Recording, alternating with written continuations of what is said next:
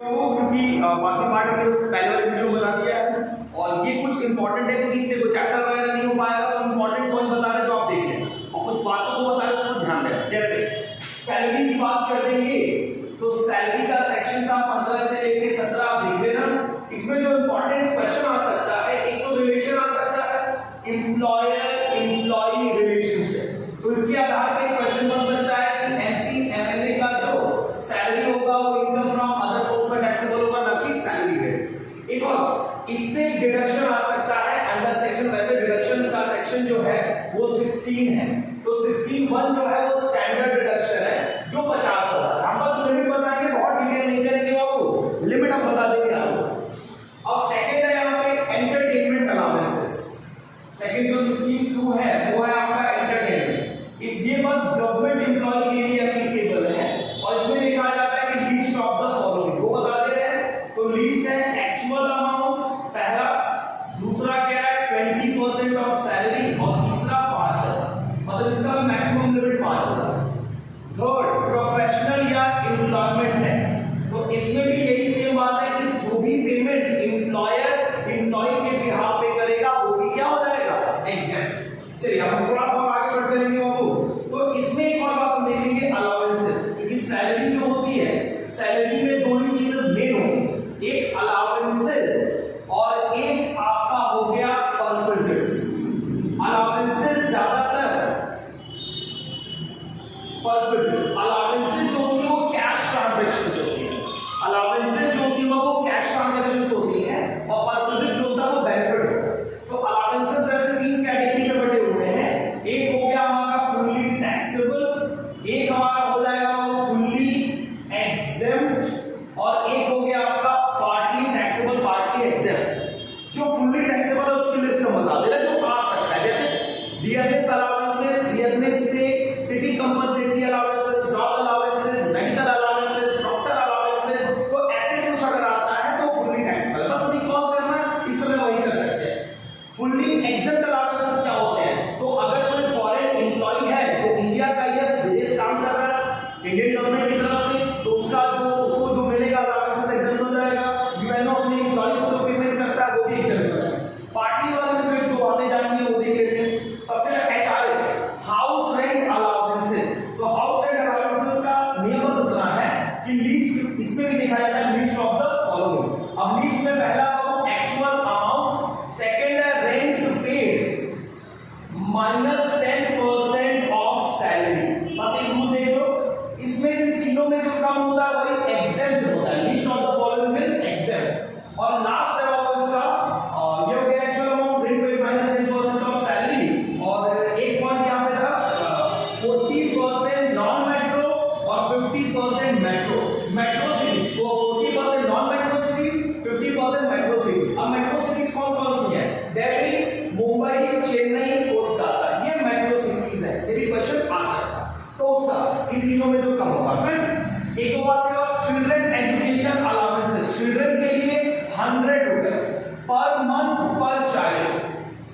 Hostel allowances तो 300 per month पर child. देखिए बहुत समझ नहीं आएगा तो उसके लिए सेमेस्टर समझना था, लेकिन सब बस ये लिमिट याद रखोगे तो एटलीस्ट अगर एग्जाम में एमसीक्यू में आएगा तो आप टेक कर लोगे। वैसे इसका सजेशन नहीं देते किसी को कि आप लास्ट मोमेंट में ये काम करो, लेकिन अब कुछ बच्चे पूछ रहे हैं बार बार कह रहे हैं सर वन शॉट वीडियो कुछ तो बना दिया फायदा हो रहा है, लेकिन हम फिर रिकमेंड ये करेंगे कि आप कहीं भी पढ़ो बेटा, लेकिन रेगुलर पढ़ो, उस चीज को कंटेंट में देखो, क्योंकि ये सिर्फ पढ़ाने का बिल्कुल कोई मतलब नहीं है, लेकिन आपका बेनिफिट हो जाएगा एमसीक्यू में बता।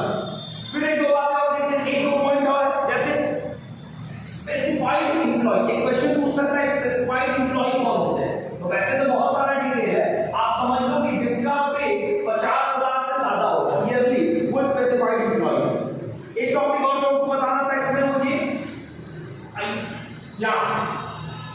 मेडिकल फैसिलिटी, ये परक्विजिट में आता है मेडिकल फैसिलिटी। अब मेडिकल फैसिलिटी दो जगह होती है, इंडिया में और आउटसाइड इंडिया। तो बस इतना याद कर लें कि इंडिया में जो भी मेडिकल फैसिलिटी मिले, चाहे वो गवर्नमेंट में होगा, अप्रूव में होगा, एम्प्लॉयर के यहां होगा, ये तीनों में एग्जेम्प्ट होगा। लेकिन अगर यही प्राइवेट अस्पताल में ये फैसिलिटी एम्प्लॉयर दे रहा है एम्प्लॉय को, तो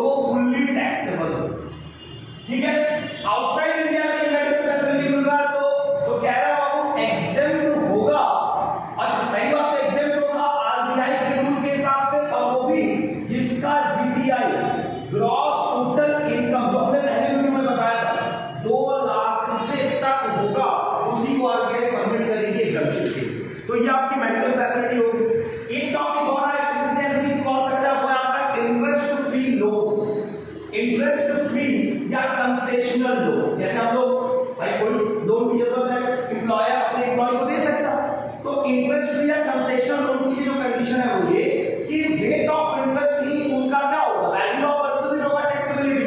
तो कह रहा है कि जितना 1 अप्रैल को जो भी आपका प्रीवियस होगा, 1 अप्रैल को जो भी रेट ऑफ इंटरेस्ट होगा किसका, एसबीआई का, स्टेट बैंक ऑफ इंडिया का जो भी रेट ऑफ इंटरेस्ट होगा वही वैल्यू ऑफ पर्पस माना जाएगा।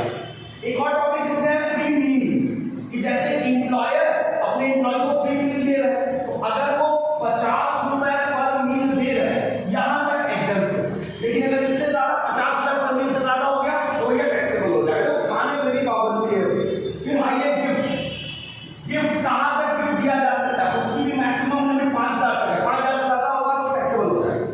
फिर हम बात कर लेते हैं एजुकेशन फैसिलिटी की, ठीक है, हम क्विक बात कर रहे हो एजुकेशन फैसिलिटी। अब एजुकेशन फैसिलिटी की बात करें तो यहां पर बस इतना है कि अगर एम्प्लॉयर अपने स्कूल में ये फैसिलिटी दे रहा है कि किसी आउटसाइडर्स के, अगर अपने स्कूल में दे रहा है तो ये देखा जाएगा कि नियर बाय एरिया के स्कूल का क्या फीस चार्ज है वो, और आउटसाइड इंडिया में होगा तो जो भी ट्यूशन फीस होगी वो वैल्यू ऑफ पर्पस हो जाएगी। फिर थोड़ा सा और आगे देख लीजिए, एक इसी में आता है रेंट फ्री अकोमोडेशन, ये भी एक तरह का फैसिलिटी है। तो रेंट फ्री अकोमोडेशन अगर गवर्नमेंट एम्प्लॉय की बात करेंगे तो वो लाइसेंस फीस होगा, बस ये वर्ड याद कर लीजिए, लाइसेंस, गवर्नमेंट के लिए licence fees value of purpose, और जब भी वैल्यू ऑफ पर्पस है तो आप समझ जाना टैक्सेबिलिटी की बात होगी, क्योंकि पर्पस भी दो तरीके से होता है, टैक्स फ्री और टैक्सेबल। जैसे टेलीफोन का फैसिलिटी दे दिया गया, क्लब कार्ड फैसिलिटी दे दिया गया, तो कुछ टैक्स फ्री है लेकिन कुछ टैक्सेबल है, डिटेल नहीं करेंगे बस इतना समझ। फिर अगर वही एम्प्लॉय नॉन गवर्नमेंट एम्प्लॉय है तो इसमें कंडीशन है जो याद कर लिया, अगर उस शहर की पॉपुलेशन 10 लाख से कम है तो 7.5% of salary value of purpose, और अगर 10 लाख से 25 लाख के बीच में पॉपुलेशन है तो 10% ऑफ सैलरी, और अगर 25 लाख से ज्यादा पॉपुलेशन है तो 15% of salary will be the value of purpose. एक और बात, सैलरी ये तो आप नॉर्मल देख रहे हो, दूसरा रिटायरमेंट बेनिफिट, मतलब कोई एम्प्लॉय रिटायर हुआ तो उसको भी कुछ मिलता है, एक बल्क अमाउंट मिलता है, तो बल्क अमाउंट मिलता है तो उसकी क्या टैक्सेबिलिटी है, तो टैक्सेबिलिटी नहीं समझा पाएंगे, बस आप लिमिट याद करो। जैसे अर्न्ड लीव, अगर किसी ने छुट्टी बचा रखी है तो अर्न्ड लीव, तो ये मैक्सिमम जो एग्जम्पशन होता है, मतलब कहां तक टैक्सेबल नहीं होगा, 3 लाख। आप नोट कर लो, जान लो, ग्रेचुटी के केस में वैसे तो इसका बहुत तगड़ा, अच्छा ग्रेचुटी का एक्ट होता है बाबू 1972, ये पूछ सकता है, तो ग्रेचुटी के केस में भी है 20 लाख, चाहे वो गवर्नमेंट एम्प्लॉय हो या ना हो। और दूसरी चीज, गवर्नमेंट एम्प्लॉय के लिए अगर होगा, सॉरी गवर्नमेंट एम्प्लॉय के लिए ग्रेचुटी होगा तो वो बताते हैं कि अगर ग्रेचुटी मिल रहा है किसी एम्प्लॉय को तो इसका एक्ट है ग्रेचुटी एक्ट 1972, ये क्वेश्चन आ सकता है, इसकी मैक्सिमम लिमिट 20 लाख है, लेकिन जो ग्रेचुटी एक्ट में कवर है वो भी और जो नहीं है वो भी। लेकिन अगर गवर्नमेंट एम्प्लॉय है तो उसका ग्रेचुटी क्या हो जाएगा, एग्जैक्ट कितना भी मिले, 20 से ज्यादा हो गया तो भी कोई दिक्कत नहीं। और एक और बात, ग्रेचुटी मोर देन 1 एम्प्लॉय से हम रिसीव कर सकते हैं, लेकिन उसकी टैक्सेबल लिमिट मैक्सिमम 20 लाख की होगी, और 2 एम्प्लॉय में दोनों मिला के 20 लाख की होगा। एक और बात, रिट्रीचमेंट कंपनसेशन, किसी को निकाल दिया गया तो उसका भी मैक्सिमम लिमिट 5 लाख है। फिर वॉलंटरी रिटायरमेंट कंपनसेशन, उसका भी लिमिट आपका 5 लाख।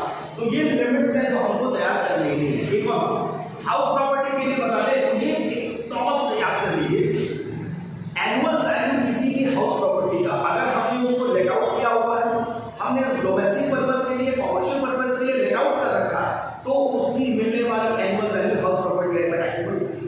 अब डिटेल नहीं जानते, एक और बात, हाउस प्रॉपर्टी के साथ जो लैंड पार्ट अटैच होता है, जो प्रॉपर्टी की वैल्यू को एनहांस करता है, जैसे पार्किंग एरिया, किचन गार्डन, ये सब भी उसी का पार्ट होता है। लेकिन जो ज्यादा याद करने वाला है, आपको जो एमसीक्यू आ सकता है वो उसका डिडक्शन है 24A 24B, उसी के बारे में तुरंत देखिए। 24A स्टैंडर्ड डिडक्शन है जो है आपका 30% ऑफ एनएवी, एनएवी मतलब नेट एनुअल वैल्यू, और 24B जो है वो इंटरेस्ट ऑन लोन है, क्योंकि मैक्सिमम धन जब आदमी बनाता है तो लोन लेके बनाता, तो कहीं ना कहीं इंटरेस्ट अगर होगा तो उसका डिडक्शन अलाउ कर दिया है। लेकिन इसमें एक खास बात है, इंटरेस्ट ऑन लोन जो है उसकी कंडीशन है 30,000 और 2,000। अब 30,000, एक और चीज, अगर हम बात करेंगे हाउस प्रॉपर्टी लोन वाले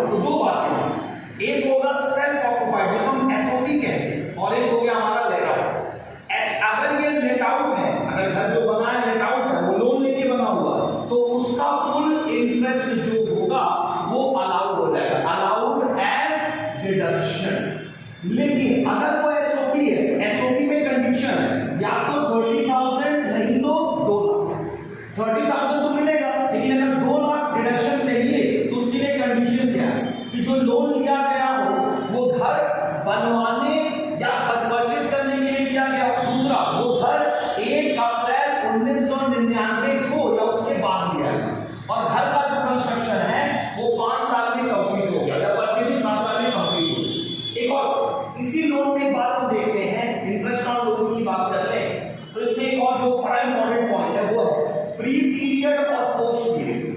एक होता है प्री पीरियड इंटरेस्ट और एक हो गया आपका पोस्ट पीरियड। तो पोस्ट पीरियड जितना होगा वो तो अलाउ होता ही है इस रूल के हिसाब, लेकिन अगर घर प्री और पोस्ट क्या है, मकान बन के कंप्लीट हुआ उसके पहले तो लोन ले लोगे, सामान मंगाना, रॉ मटेरियल, लेबर, तो ये जो समय होता है मकान बनने से पहले उसे प्री पीरियड है, और उसका जो इंटरेस्ट होगा वो 5 इक्वल इंस्टॉलमेंट में अलाउ किया जाएगा। 5 इक्वल इंस्टॉलमेंट। और डिटेल जाएंगे, एक दो बातें और है, जैसे इंटेंजिबल एसेट के डेप्रिसिएशन याद कर लीजिए बाबू 25%। बुक्स के केस में डेप्रिसिएशन, ये पीजीबी टॉपिक का है, 40%। फिर कोई भी अगर प्लांट एंड मशीनरी है उसका डेप्रिसिएशन आपका जो है वो है आपका 15%। तो ये जो बातें